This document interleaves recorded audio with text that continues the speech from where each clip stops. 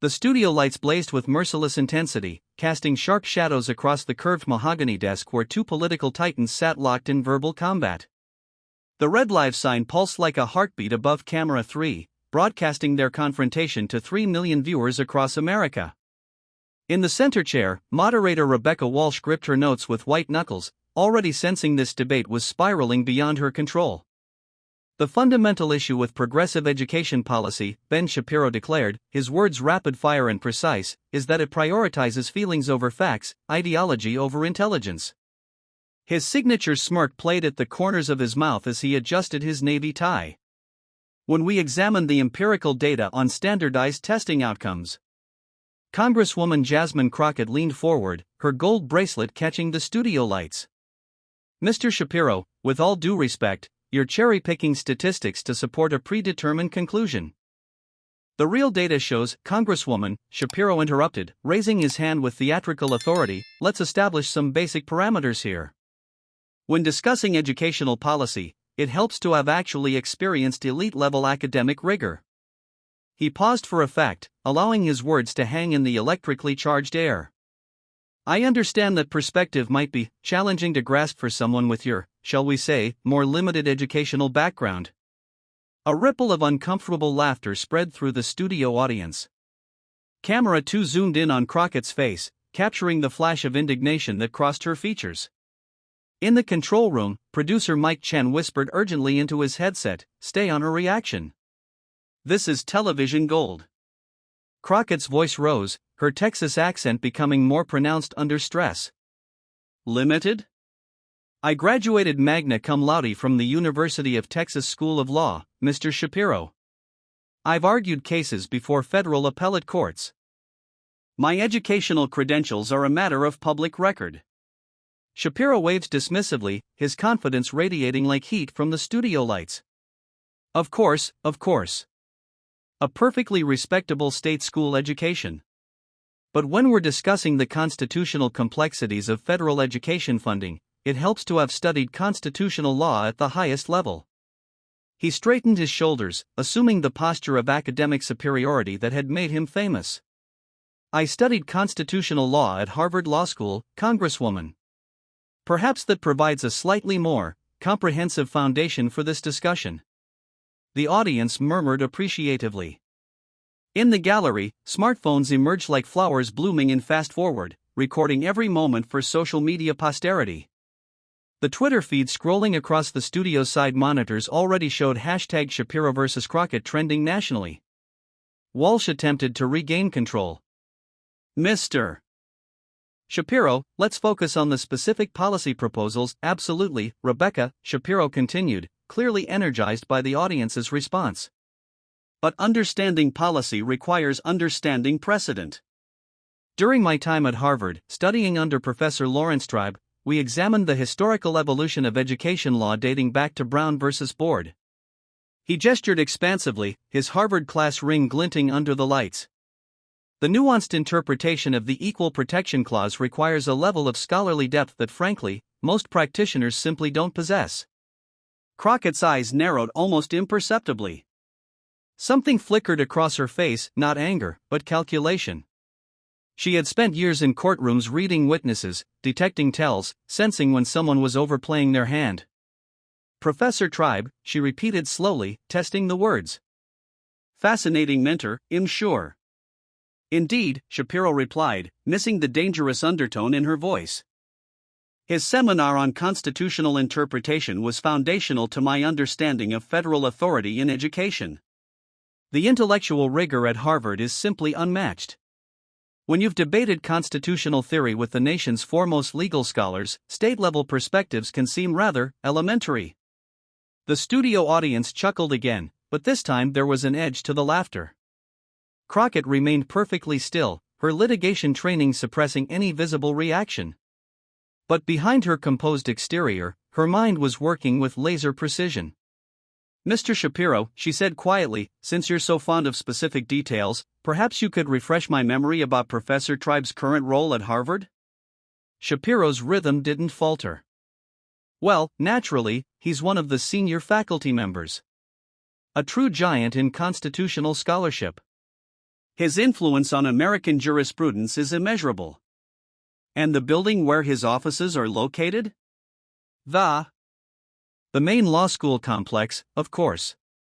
Langdell Hall. Shapiro's delivery remained confident, but a tiny crease appeared between his eyebrows. Really, Congresswoman, I'm not sure how architectural trivia advances our policy discussion. Crockett nodded thoughtfully.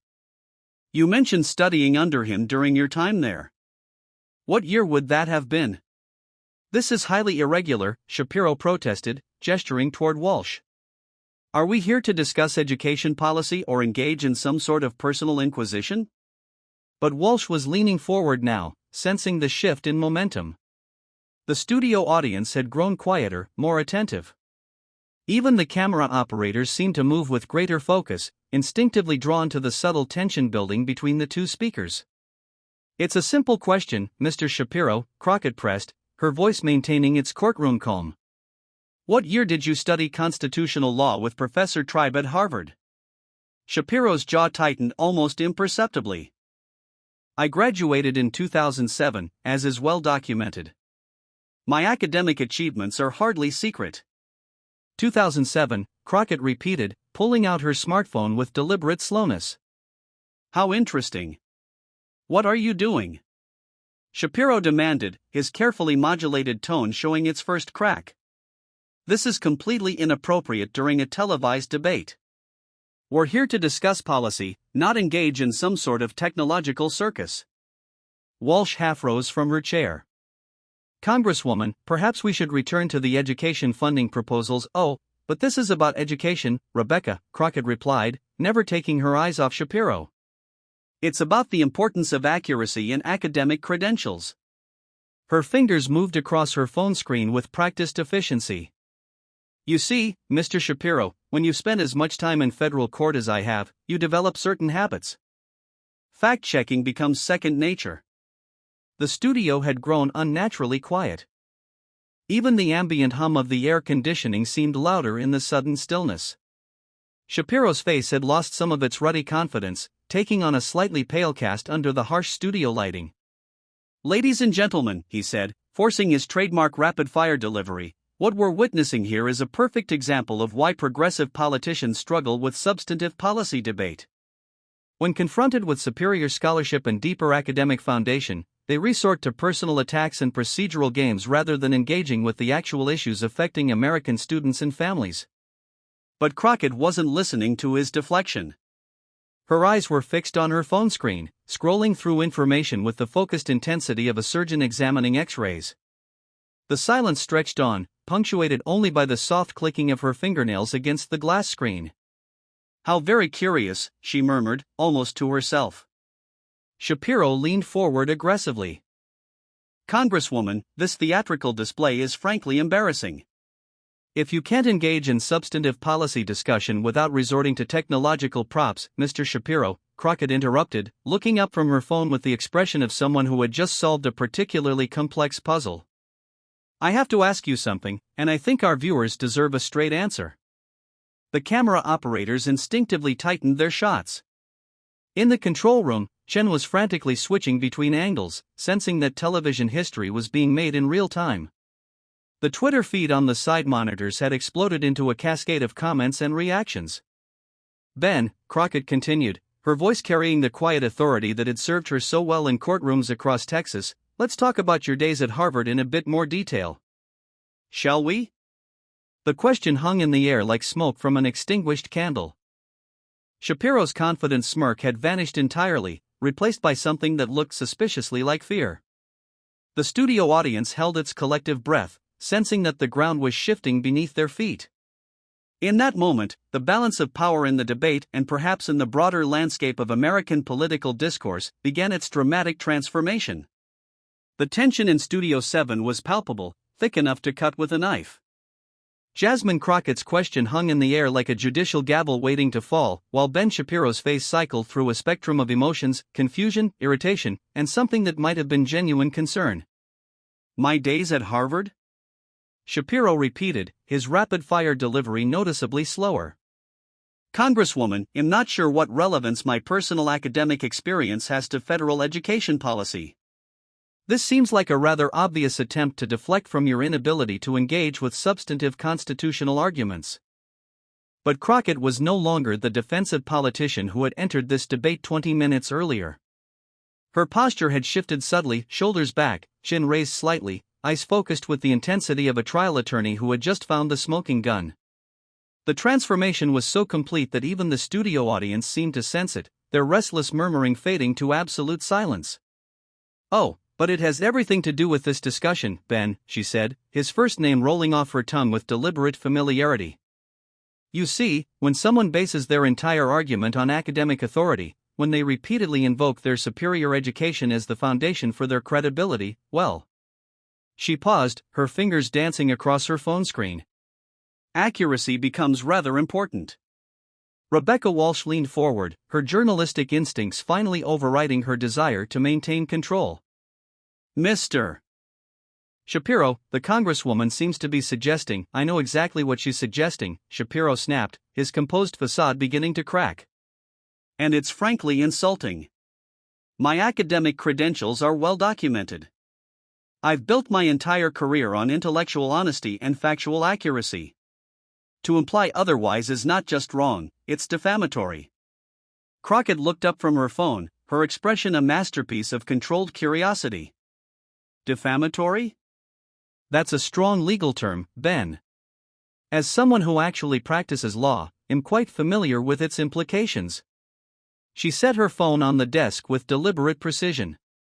"But you raise an interesting point about documentation. Let me ask you something specific." The studio lighting seemed to intensify, casting harsh shadows across Shapiro's face as he waited for the question he clearly didn't want to hear. "You mentioned studying constitutional law under Professor Tribe. That would have been during your 2L year, correct? Spring semester, given the course sequence?" Shapiro's eyes darted toward Walsh, then back to Crockett. The specific semester is hardly relevant to humor me," Crockett interrupted smoothly. "Spring 2006? Yes, fine. Spring 2006. The words came out slightly strangled. Crockett nodded thoughtfully. "And you found his teaching style effective? His famous Socratic method challenging but illuminating?" "Of course. Professor Tribe is legendary for his classroom presence. His ability to draw out complex constitutional principles through rigorous questioning is unmatched in American legal education." "Absolutely," Crockett agreed, her tone almost conversational now. "I actually had the privilege of attending one of his guest lectures at UT. Fascinating speaker. Very passionate about judicial interpretation." She paused, watching Shapiro's face carefully. "Though I have to say, I was surprised by how much his teaching style had evolved since his retirement from Harvard." The words landed like a physical blow. Shapiro's confident posture visibly sagged, and a flush of color crept up his neck. What do you mean?" "Well, Ben, erase the thing." Crockett's voice took on the patient tone of a prosecutor walking a jury through evidence. "Professor Lawrence Tribe retired from active teaching at Harvard Law School in 2004. He took emeritus status and moved to a consulting role with the university." The studio audience gasped audibly. Camera operators instinctively zoomed in, capturing every micro-expression on Shapiro's increasingly pale face. In the control room, producer Mike Chen was gesturing frantically at his team, realizing they were witnessing something unprecedented in live television. That's incorrect," Shapiro stammered, his legendary quick thinking clearly impaired. He continued teaching select seminars. Advanced courses for top students. Crockett shook her head slowly, almost sympathetically. "No, Ben. He didn't. I have the Harvard Law School course catalog right here." She held up her phone. Spring 2006. Constitutional law was taught by Professor Michael Klarman. Professor Tribe wasn't even on campus that semester, he was on sabbatical in Europe, working on his book project. The silence that followed was deafening. Even the ambient noise of the studio equipment seemed to pause, as if the building itself were holding its breath. Shapiro's mouth opened and closed wordlessly, his usual torrential flow of statistics and citations completely dried up. Walsh finally found her voice. "Mr. Shapiro, would you like to respond to these allegations?" "Allegations?" Shapiro's voice pitched higher. "These aren't allegations, they're technical inaccuracies based on incomplete information. The Congresswoman is obviously accessing outdated or incorrect databases." But Crockett was already moving to her next point, her momentum building like a closing argument. "Let's talk about Professor Klarman then. Brilliant scholar, wrote extensively on constitutional history. You must have enjoyed his perspective on the evolution of equal protection doctrine." Shapiro's face had gone ashen.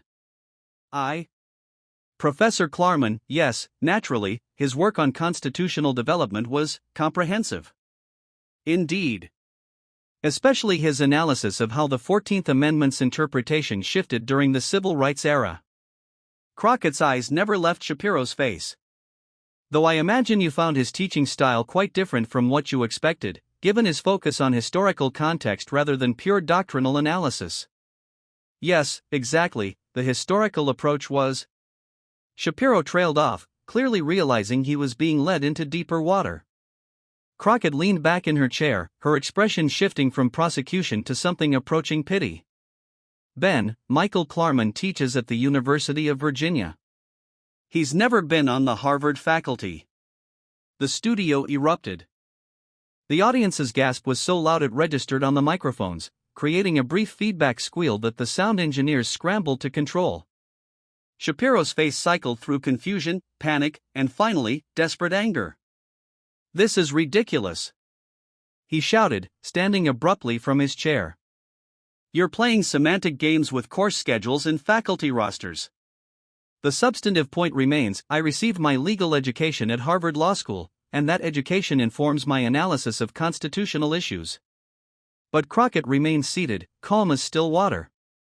"Ben, please sit down. We're not finished." "I don't have to sit down." The command carried such quiet authority that Shapiro found himself complying before he fully processed the words. Crockett picked up her phone again, scrolling through information with the methodical precision of someone who had planned this moment meticulously. "You graduated from Harvard Law School in 2007, magna cum laude. That's what you've claimed publicly for years." "Yes," Shapiro replied, his voice barely above a whisper. "And your law review participation? Which journal were you on?" "The Harvard Law Review, obviously." Crockett nodded. "Volume 120, the 2006 to 2007 edition. Your name should appear in the masthead, or at least in the contributor listings." She continued scrolling, her silence stretching until it became unbearable. The studio audience leaned forward collectively, sensing the approaching climax of this extraordinary confrontation. "How strange," Crockett finally said, her voice carrying across the dead-silent studio. "Volume 120 of the Harvard Law Review. Complete digital archive, fully searchable." She looked up at Shapiro with an expression of genuine puzzlement. "Your name doesn't appear anywhere. Not in the masthead, not in contributor listings, not in case notes or comments." Shapiro's hands were visibly trembling now. Databases can be incomplete. Not every contributor gets listed in digital archives." "Ben," Crockett said softly, "I've also accessed the official Harvard Law School alumni directory. Class of 2007. The pause that followed felt eternal. "Your name isn't there either." The words hit the studio like a physical force. Several audience members audibly gasped. Camera 3 captured Shapiro's complete collapse, the confident media personality simply evaporating, leaving behind a man who looked like he was drowning in plain sight. "But you know what I did find?" Crockett continued, her voice taking on an edge of steel. "UCLA School of Law, class of 2007. Benjamin Aaron Shapiro, graduated cum laude. Not magna cum laude, not Harvard, not constitutional law with Professor Tribe." Shapiro opened his mouth, but no words emerged. In the control room, Chen was frantically issuing instructions, realizing that this moment would be replayed on every news network for weeks to come. But Crockett wasn't finished. Her next words would change everything. "And Ben," she said, her voice dropping to barely above a whisper, "there's something else. Something that makes this far more serious than just embellishing credentials." She held up her phone one final time, and in that gesture, Shapiro seemed to see his entire career crumbling before his eyes. The silence in Studio 7 was so profound it seemed to have weight. Jasmine Crockett held her phone like a sacred artifact, its glowing screen reflecting in her eyes as Ben Shapiro sat frozen in his chair, watching his carefully constructed world begin to crumble in real time. The studio audience had stopped breathing collectively, sensing they were witnessing something that would be dissected and analyzed for years to come. "Ben," Crockett said, her voice carrying the gentle finality of a judge about to deliver a sentence, "what I'm looking at here isn't just about UCLA versus Harvard. It's about something much more systematic. Much more deliberate." Shapiro's face had drained of all color except for 2 red spots high on his cheekbones. "Congresswoman, whatever you think you've found, Academic Credential Services," Crockett interrupted, reading directly from her screen. "A company that specializes in, let's call it academic enhancement for media personalities and public figures. Founded in 2009, based in Delaware. Their client list makes for fascinating reading." The words hit the studio like a thunderclap. Rebecca Walsh's eyes widened as she realized the scope of what was unfolding. In the control room, producer Mike Chen was simultaneously elated and terrified, watching his career-defining moment unfold while mentally calculating the legal ramifications. "I have no idea what you're talking about," Shapiro said, but his voice lacked any conviction.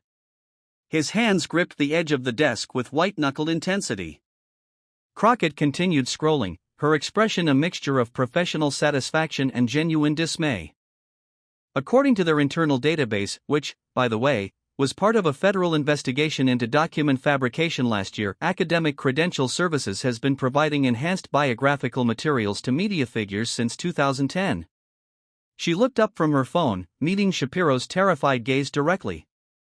"Client number 2847. Benjamin H. Shapiro.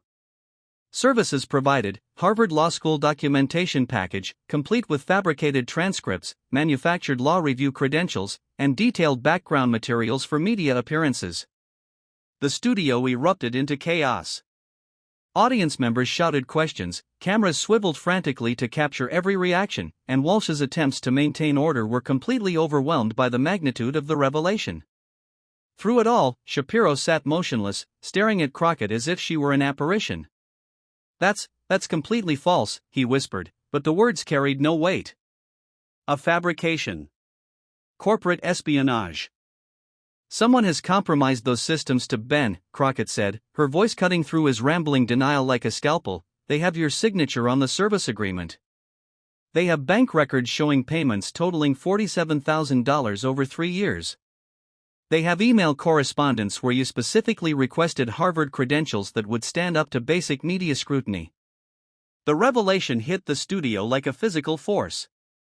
Several audience members gasped audibly, while others began frantically typing on their phones. The Twitter feed scrolling across the side monitors had become a waterfall of shocked reactions and trending hashtags. But Crockett wasn't finished. Her next words would transform this from a personal scandal into something far more significant. "And Ben, here's what makes this truly extraordinary. You weren't their only media client." She scrolled through her phone with deliberate slowness. "Tucker Morrison from PolitiTalk Network, Georgetown Law credentials, completely fabricated.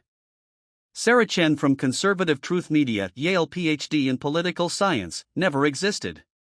Marcus Webb from the Freedom Foundation, Oxford Graduate Studies, pure fiction." The studio had fallen into stunned silence again, the magnitude of the conspiracy beginning to dawn on everyone present. Walsh finally found her voice, though it came out as barely a croak. "Congresswoman, are you saying that multiple media personalities have been using fake credentials?"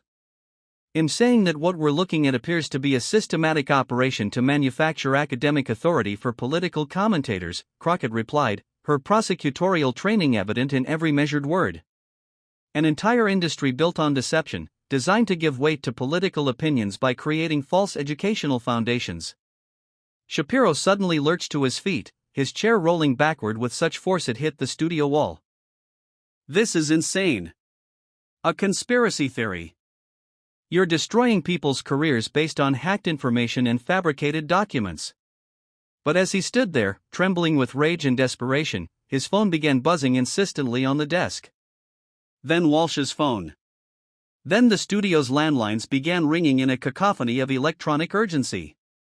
"Ben," came a voice from the studio entrance. A young man in an expensive suit was striding toward the set, his face grim with purpose. "Ben, we need to go. Now." Shapiro spun toward the voice, his legal counsel, Crockett realized, recognizing the expensive suit and crisis management demeanor.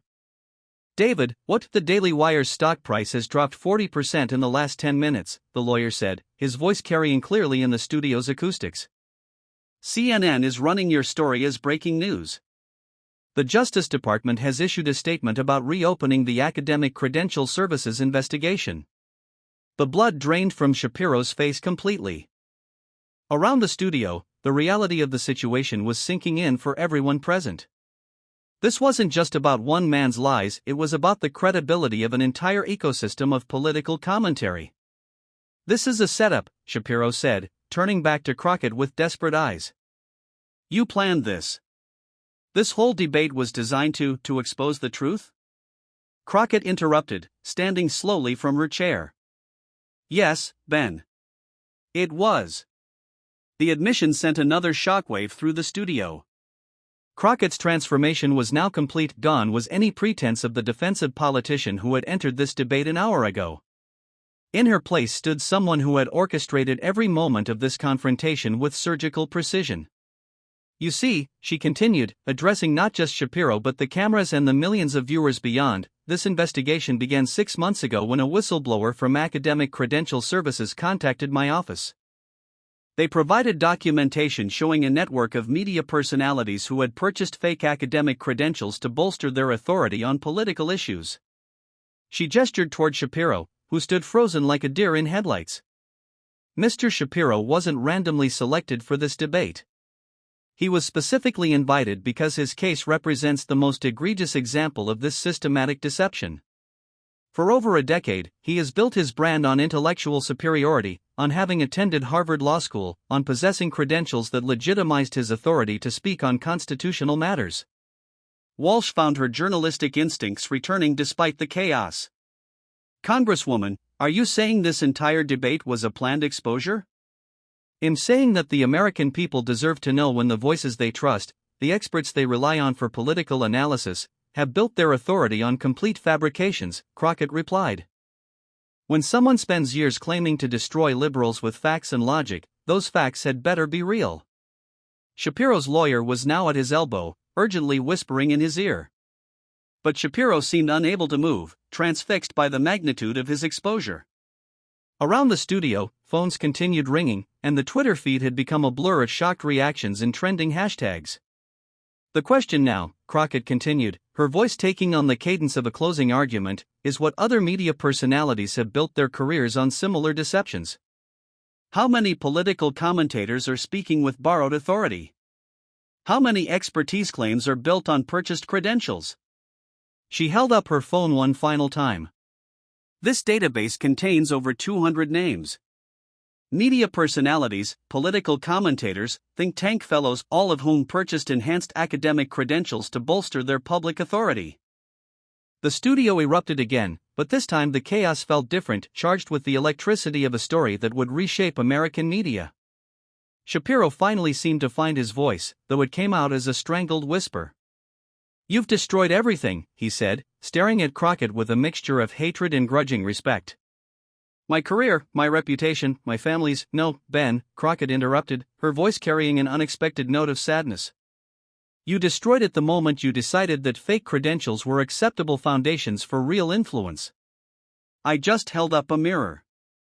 With that, Ben Shapiro turned and walked toward the studio exit, his lawyer beside him, leaving behind an empty chair and a changed media landscape. As the studio doors closed behind him, Crockett turned to face the cameras directly. "The American people deserve honest voices in political discourse," she said, her words carrying the weight of constitutional oath. Today, we begin restoring that honesty.